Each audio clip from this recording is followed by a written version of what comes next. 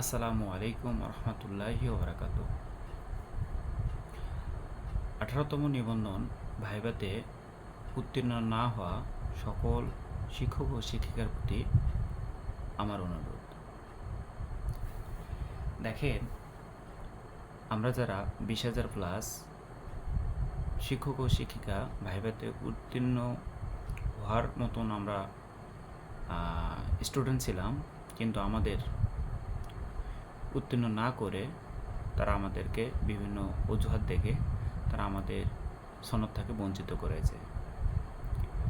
আসলে কিন্তু আমরা উত্তীর্ণ হওয়ার শিক্ষক শিক্ষিকা ছিলাম এবং আমরা সনদ পাওয়ার যোগ্য ছিলাম।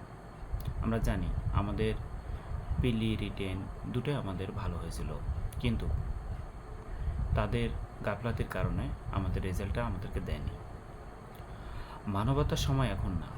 আপনি যদি মনে করেন যে আপনার তকদিরে ছিল, হয়ে গেছে, ভাই, জীবনে কখনো তকদির আল্লাহ তাআলা দিয়ে না। আল্লাহ তাআলা বলেছে তার কর্মের মাধ্যমে তার তকদির নির্ধারণ করে। আপনি যদি মনে করেন যে আপনার এনটিআরসি যে ফলাফল দিয়েছে আপনি মেনে নিলেন, আপনি তো প্রকৃতভাবে জানেন যে আপনার রেজাল্ট কীরকম। আমি বিশ্বাস করি, আমি আমারটা বলি, আমার রিটেনে মার্ক সর্বনিম্ন ৭৪ মার্ক থাকবে, সর্বনিম্ন। আমি ১০০-এর ভিতরে ১০০ অ্যান্সার করছি এবং আমার প্রতিটা অ্যান্সারে যুক্তিযুক্ত আছে। যেখানে আমার মার্ক হবে ৭৪ প্লাস, সেখানে আমি কিভাবে এটাকে মানিয়ে নিতে পারি? আমার তো এটা মানা সম্ভব না। আমার বর্তমানে আমি না খাইতে পারতেছি, না ঘুমাতে পারতেছি। তেমনিভাবে আপনাদেরও বিষয়টা সেম ঘটতেছে। আমরা যারা 20,000 শিক্ষক এবং শিক্ষিকা আছি, যারা আমরা পরীক্ষা দিয়েছি, পিলি, রিটেন এবং ভাইভাতে আমরা প্রেজেন্ট ছিলাম, কিন্তু আমাদের রেজাল্ট আসেনি। আপনাদের কাছে হাত অনুরোধ করে বলা হচ্ছে, আপনারা ভাই প্লিজ, ভাই বা বোন প্লিজ, আপনারা ঘরে থাকবেন না। আপনাদের কাছে একটা রিকোয়েস্ট, আপনারা যদি আমাদের সঙ্গে মাঠে 2 দিন কাজ করেন, মানে আমাদের সঙ্গে 2 দিন হাজির হন, ইনশাআল্লাহ বিশ্বাস রাখেন আপনার সম্মানসূচক আপনি নিজে পাবেন। তাই আপনার কাছে রিকোয়েস্ট, আপনি মনে করতেছেন যে আমি না গেলে তো অন্যরা যাবে। আরে ভাই, কীভাবে আপনি যদি এই শেষ সময় আসে, আপনার নিজের অধিকার আদায়ের সময় আসে, যদি আপনি যদি মনে করেন যে আপনার আমি যাব না, পাশের জন যাবে, এটা একদম ভুল ধারণা ভাই। দেখেন, আপনার অধিকার আপনাকে নিজে ছাড়া কখনো সম্ভব না। আপনি দেখেন, আপনি তো কষ্ট করে ভাইবা বোর্ডে পরীক্ষা দিতে গেছিলেন না? আপনি তো পরীক্ষা দিতে ঠিকই গিয়েছিলেন, হ্যাঁ, ওই সময় তো আপনি গিয়েছিলেন। তাহলে আপনি মনে করেন যে আপনার শেষ ভাইবা এটা। তাই আপনাদের অবশ্যই 29 তারিখে আমাদের একটা লোকেশন দেওয়া হবে, হয় এনটিআরসির সামনে, না হলে প্রেস ক্লাবের সামনে। দুইটার ভিতরে একটা আমরা আগামীকাল অবশ্যই ভিডিওর মাধ্যমে আপনাদের বলে দেওয়া হবে যে আপনারা কোন জায়গাতে আসবেন। আমাদের কথা হলো যে আপনার 20,000-এর ভিতর একজনও যেন বাদ না থাকে। আপনার যদি বেবি থাকে, আপনার যদি ছোট সন্তান থাকে, অবশ্যই আপনি সন্তানকে নিয়ে আসেন। আপনার সন্তানকে আপনি 2 দিন আপনার স্বামীকে নিয়ে আসেন, আপনার সন্তানকে নিয়ে আসেন, আপনার ভাইকে নিয়ে আসেন। আপনি নিয়ে আসেন, আপনাদের নিশ্চয়তা আমরা যাচ্ছি, আপনার বাচ্চার নিশ্চয়তা আমরা যাচ্ছি। আপনি যদি গরিব, আপনার যদি গ্রাম অঞ্চল হয়, আপনার খুবই নিতান্ত গ্রাম অঞ্চলের লোক, আপনি আসতে পারতেছেন না, বিশ্বাস করেন, আপনি মনে করেন ভাইবা বোর্ড যেভাবে পরীক্ষা দিতে আপনি খুব কষ্ট করে এসেছিলেন, আপনি সেমভাবে আরেকবার মনে করেন না আপনি ভাইবা বোর্ডে পরীক্ষা দিয়েছেন, তাহলে আপনি কষ্ট করে একবার অন্তত আসেন। অন্তত একটা দিন বা 2টা দিনের জন্য অন্তত আপনি বাড়ি থেকে রওনা দেন। প্লিজ, আপনারা ঘরে থাকেন না। আপনার প্রতিবেশী, আপনার গ্রামের যারা জানে না তাদেরকে জানান যে আমরা সামনে 29 তারিখে আমাদের একটা মহাসম্মেলন হচ্ছে, যে মহাসম্মেলনে আপনারা যারা 20,000 বা 18তম নিবন্ধনে অকৃতকার্য হয়েছেন, তারা বাসায় না থাকে আপনার সরাসরি চলে আসেন। আপনি যখন ভাইবা পরীক্ষা ভালো দিয়েছিলেন, আপনার সব কিছু ঠিক ছিল, আপনাকে তারা ফেল বলে একটা ভাষা আপনাদের ধরে দিয়েছে বা আপনাদের একটা সনদ ধরে দিয়েছে। আপনি কি আসলে কি তাই? জি না। আপনার নিজের অধিকার নিজেকে লড়াই করে নিতে হবে। আপনার অধিকার কেউ কখনো আপনাকে দিবে না। আপনার অধিকার আপনাকে নিজে নিতে হবে। এতে যদি আপনার যেদিকে যাইতে হবে সেই দিকে আপনি যাবেন।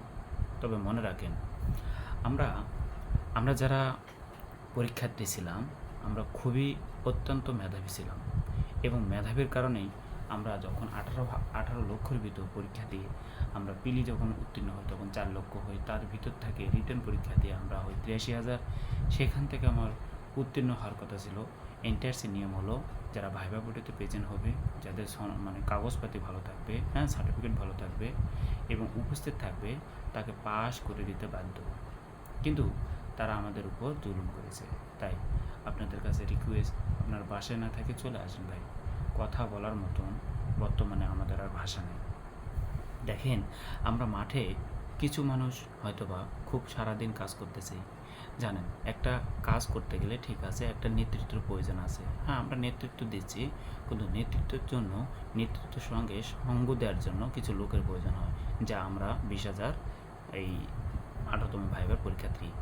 এই জন্য আমরা প্রত্যেকেই আপনাদের এই ভিডিওটা অবশ্যই বাংলাদেশের যে যেখানে থাকেন প্রত্যেকে যেন এই ভিডিওটা পায়। অবশ্যই আপনারা শেয়ার করেন যেন 29 তারিখে আপনারা এই মহাসম্মেলনে অবশ্যই ঢাকামুখী হন।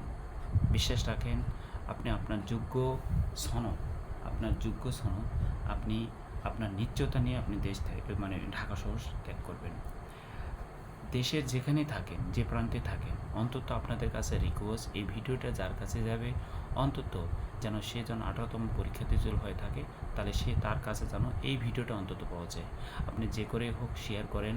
অন্তত আরেকটা বিষয়, আমরা যারা ঢাকাতে গমন করতেছি বা ঢাকার আশেপাশে যারা আছি, তারা অবশ্য আমাদের এই আন্দোলনকে বেগমান মানে আরও যেন বেশি আগ্রহী মানুষের কাছে বাড়ে, সেই কাজ করতে থাকেন।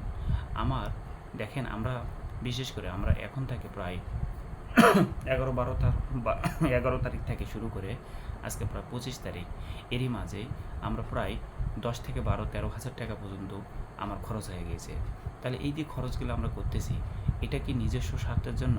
হ্যাঁ, আমরা নিজস্ব স্বার্থের জন্য, তবে আমাদের দলীয়ভাবে আমরা যারা এই ভুক্তভোগী যারা আমরা স্টুডেন্ট আছি বা শিক্ষক শিক্ষিকা আছি তাদের জন্য। আমার কথা হলো যে এই যে কষ্ট করতেছি, এই কষ্ট করার কারণ একটাই, যেন আমরা সবার মুখে হাসি ফুটাতে পারি। ঈদের পর থেকে শুরু করে আজ পর্যন্ত আমরা মন খুলে কখনো হাসতে পারিনি। দেখেন, হাসিটা মানুষের কোনো বিনা কারণে আসে না। হাসিটা যখন মানুষের মনের আনন্দ থাকে, সব দিকে আনন্দ ভরপুর হয়, তখন মানুষের ভিতরে হাসি আসে। যখন মানুষের ভিতর কষ্ট থাকে, মানে মন ভরা একটা দুঃখ নিয়ে তারা জীবন বহন করে, তখন এই হাসিটা আসে না। আরেকটা মনে করতেছেন আপনারা যে আমাদের রিটের কী খবর ভাই? আপনাদের রিটের কোনো ব্যবস্থা করতেছেন না কেন ভাই? রিট আমাদের পরিকল্পনা সাজানো আছে, বাস্তবায়নও করা আছে। আমরা আমাদের নির্দিষ্ট সময়ের ভিতর আমরা সবারই কারো ভিতর কোনো কষ্ট থাকবে না। আরেকটা বিষয় মনে রাখেন, যারা 35+ মনে করতেছেন ভাই আপনাদের আমরা শত্রু ভাবতেছি, জীবনও না ভাই। আপনার 35+ হন আর 35-এর কম হন, প্রত্যেকে আমরা সমপরিমাণ। আমরা একটাই চাওয়া, আমাদের সনদ। আপনারা 35+ হন আর 35-এর কম হন, প্রত্যেকে অবশ্যই আমাদের এই 29 তারিখে মহাসম্মেলনে হাজির হবেন। 35+ যারা ভাই ও আপুরা আছেন তাদের কাছে একটা রিকোয়েস্ট, আপনারা শেষ সময় ভাই, আপনাদের এরপরে আর কখনো আপনারা আর কোনো নিবন্ধনে অ্যাপ্লাই করতে পারবেন না। তাই আপনাদের জীবনের সবচেয়ে গুরুত্বপূর্ণ সময়, আপনারা অবশ্যই এই সময়টা আসেন। অনেক কথা বলেছি, সব কথা আবারও রাজপথে কথা হবে। তাই ঘরে না বসে থাকে, কষ্ট করে হলেও এই 29 তারিখে মহাসম্মেলনে হাজির হন। আমি আবারও বলতেছি, আমি আগামীকাল ভিডিওর মাধ্যমে বলে দেব যে আপনারা কোথায় আসবেন, আপনাদের কোথায় স্থান হবে, কোন জায়গাতে আমরা সম্মিলিত হব। বিশেষ করে আমাদের এই সম্মিলিত কথার পিছনে অনেকেই শত্রুতা করতেছে, যার কারণে আমরা আগের থেকে আমরা লোকেশন বলতে পারতেছি না। বন্ধু, আপনারা মনে রাখেন, আপনারা প্রস্তুতি নেন যে আমরা কোন জায়গায় হাজির হব। অবশ্যই আমরা নির্দিষ্ট সময়ের ভিতরে আমরা বলে দেব যে অমুক জায়গাতে আমরা হাজির হব। এবং আপনাদের কাছে একটা রিকোয়েস্ট, আমরা যে 20,000 যে মানে শিক্ষক শিক্ষিকা আছি, তারা যেন একজনও যেন আমরা ঘরে না থাকি, অবশ্যই ঢাকামুখী যেন হয়। ভালো থাকবেন। আসসালামু আলাইকুম ওয়া রাহমাতুল্লাহি ওয়া বারাকাতুহু।